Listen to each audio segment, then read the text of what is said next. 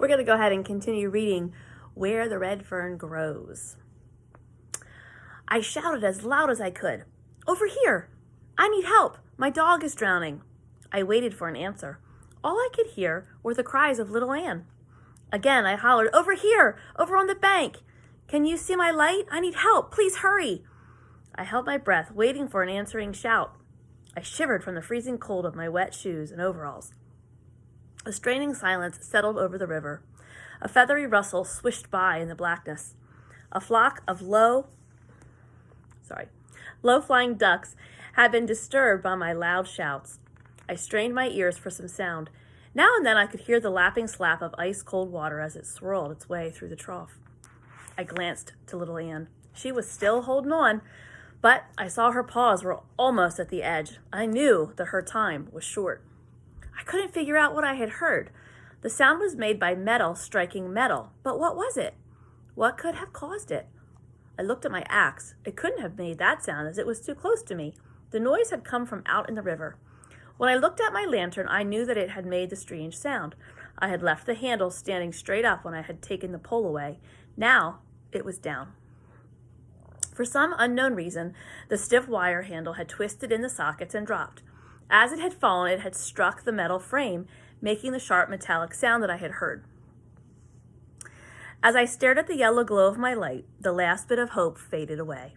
I closed my eyes, intending to pray again for the help I so desperately needed. Then, like a blinding red flash, the message of the lantern bored its way into my brain. There was my miracle. There was the way to save my little dog. In the metallic sound I had heard were my instructions. They were so plain I couldn't help but understand them. The bright yellow flame started flickering and dancing. It seemed to be saying, "Hurry, you know what to do." Faster than I had ever moved in my life, I went to work. With a stick, I measured the water in the hole where my feet had broken through the ice. I was right. My foot had touched the bottom. 18 inches down, I felt soft mud. With my pole, I fished the lantern back to the bank. I took the handle off, straightened it out, and bent a hook in one end. With one of my shoelaces, I tied the wire to the end of the cane pole. I left the hook sticking out about 6 inches beyond the end of it. I started shouting encouragement to little Ann. I told her to hang on, not to give up, for I was going to save her. She answered me with a low cry. With the hook stuck in one of the ventilating holes in the top of my light, I lifted it back out on the ice and set it down.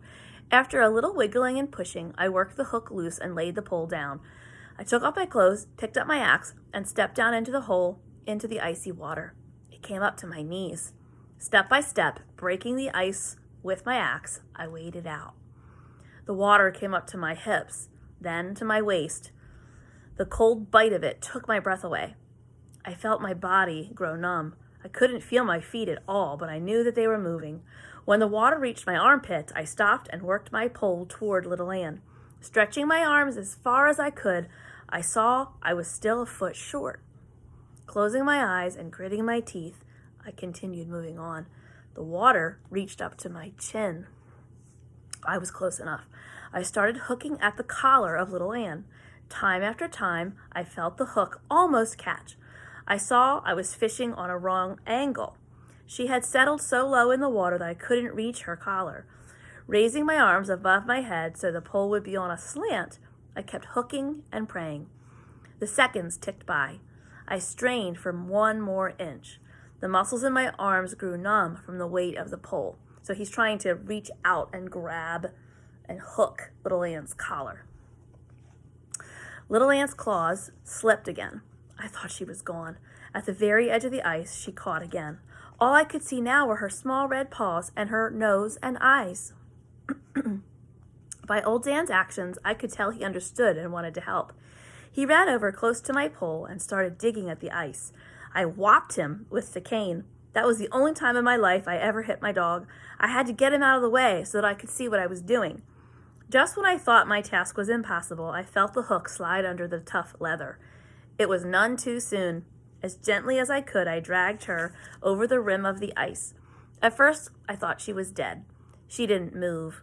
Old Dan started whining and licking her face and ears. She moved her head. I started talking to her. She made an effort to stand, but couldn't. Her muscles were paralyzed, and the blood had long since ceased to flow. At the moment little Ann moved, old Dan threw a fit. He started barking and jumping. His long red tail fanned the air. Still holding onto my pole, I tried to take a step backward. My feet wouldn't move. A cold, gripping fear came over me. I thought that my legs were frozen. I made another effort to lift my leg. It moved. I realized that my feet were stuck in the bottom of the soft mud. I started backing out, dragging the body of my little dog. I couldn't feel the pole in my hands anymore. When my feet touched the icy bank, I couldn't feel that either. All the feeling in my body was gone. I wrapped little Ann in my coat and hurried into my clothes. With the pole, I fished my light back. Close by was a large drift.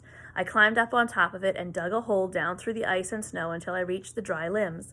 I poured half of the oil in my lantern down into the hole and dropped in a match. In no time, I had a roaring fire.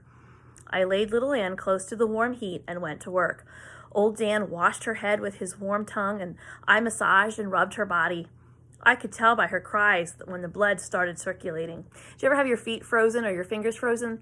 Like when you were out playing in the snow and you come back inside and they feel so cold that you can't even feel them, and then you run them under water, or maybe your mom or dad puts them into a bucket of warm water or a bathtub of warm water. Once that blood starts to circulate, it really hurts. I can remember one time when I was ice skating as a little girl.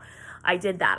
We were at a family reunion and I was ice skating and my feet got so cold. I can remember when my parents took me back inside. My dad had to carry me because I couldn't walk and my feet were so sore.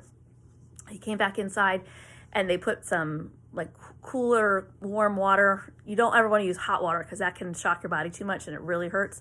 But they put some water, soaked my feet in water. Oh, it hurt so bad once the feeling started coming back. That's what he's talking about right here. Little by little, her strength came back. I stood her on her feet and started walking her. She was weak and wobbly, but I knew that she was going to live. I felt much better and breathed a sigh of relief.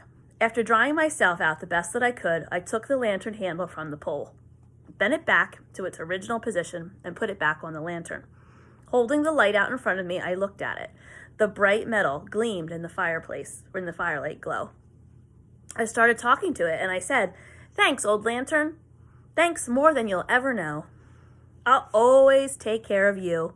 Your globe will always be clean, and there will never be any rust or dirt on your frame." I knew if it had not been for the miracle of the lantern, my little dog would have met her death that night. Her grave would have been the cold, icy waters of the Illinois River. Out in the river, I could hear the cold water gurgling in the icy trough. It seemed to be angry. It hissed and growled as it tore its way through the channel. I shuddered to think of what could have happened. Before I left for home, I walked back to the sycamore tree. Once again, I said a prayer, but this time the words were different. I didn't ask for a miracle. In every way that a young boy could, I said, "Thank you." My second prayer wasn't said with just words. All of my heart and soul was in it. On my way home, I decided not to say anything to my mom and dad about little Ann's accident. I knew it would scare Mama, and she might stop my hunting. Reaching our home, I didn't hang the lantern in its usual place. I took it to my room and set it in a corner with the handle standing up. The next morning, I started sneezing and came down with a terrible cold. I told Mama I had gotten my feet wet. She scolded me a little and started doctoring me. For 3 days and nights, I stayed home. All this time, I kept checking the little handle on the lantern. My sisters shook the house from roof to the floor with their playing and their romping, but that handle never fell. I went to my mom and asked her if God answered prayers, and every time that one was said, she smiled and said, "No, not every time. He only answers the ones that he says are from our heart." This is just her interpretation of our prayers. You have to be sincere and believe in him. She wanted to know why I had asked that. I said, "Oh, I just wondered. I wanted to know." She came over and straightened my suspenders, saying, "That was a very nice question for my little Daniel Boone to ask." Bending over, she started kissing me. I finally squirmed away from her, feeling as wet as a dirt dauber's nest. Simile, right? My mom never could kiss me like a fellow should. Before she was done, I was kissed all over by my mom. It always made me feel all silly and babyish. Moms like to do that, don't they? I tried to tell her that a coon hunter wasn't supposed to be having a kiss from his mom all the time, but Mama never could understand things like that. Most moms can. I like to kiss my boys too, and they're all grown up. I stomped out of the house to see how my dogs were. And that's where we're going to have to stop for today. That's the end of that chapter. All right, can't wait to find out what happens to Billy next.